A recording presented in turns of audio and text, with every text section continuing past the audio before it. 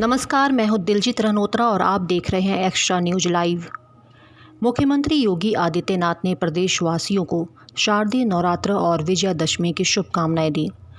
गोरखनाथ मंदिर में रविवार सुबह 9 कन्याओं के पूजन के बाद मुख्यमंत्री और गोरक्षपीठाधीश्वर योगी ने कहा कि हमारी सनातन धर्म संस्कृति में नवरात्र की 9वीं तिथि पर 9 कन्याओं का पूजन बेटियों को 9 दुर्गा के रूप में प्रतिष्ठित करने की मान्यता और बेटियों के प्रति सनातन आस्था को प्रदर्शित करता है।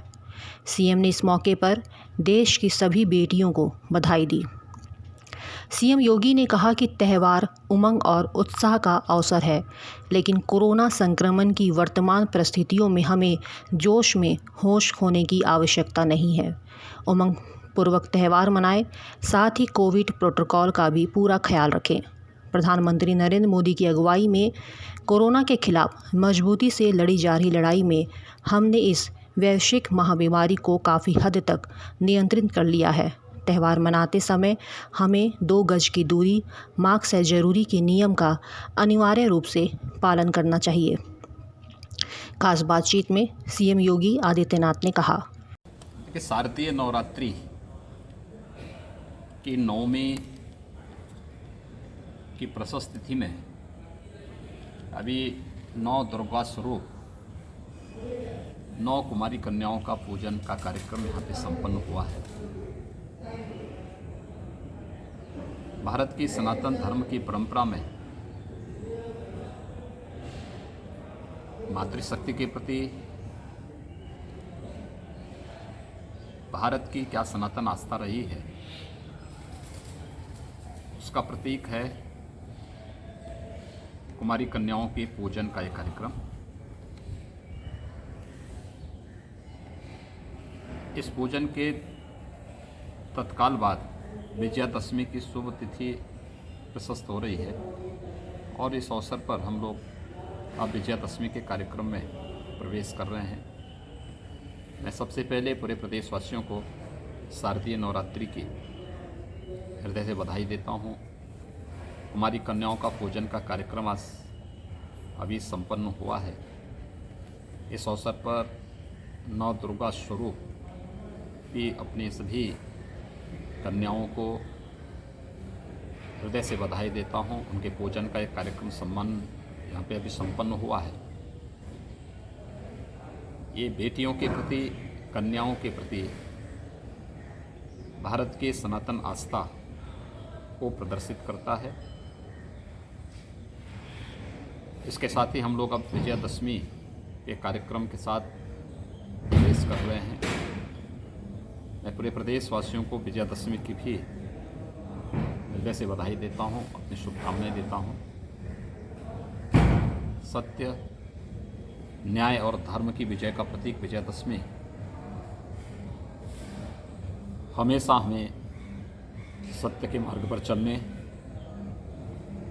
न्याय के मार्ग का अनुसरण करने और धर्म के पथ पर चलने वाले की सदैव विजय होती है, इस बात की प्रेरणा देता है।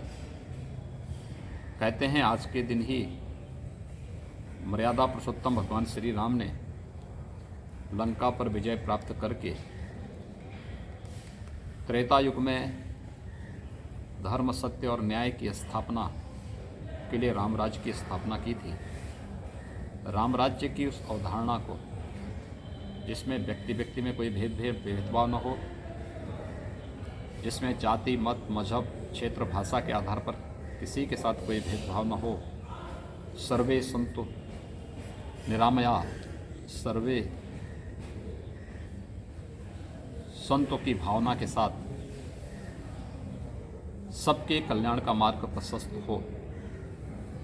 आज की भारत सरकार आदरणीय प्रधानमंत्री मोदी जी के नेतृत्व में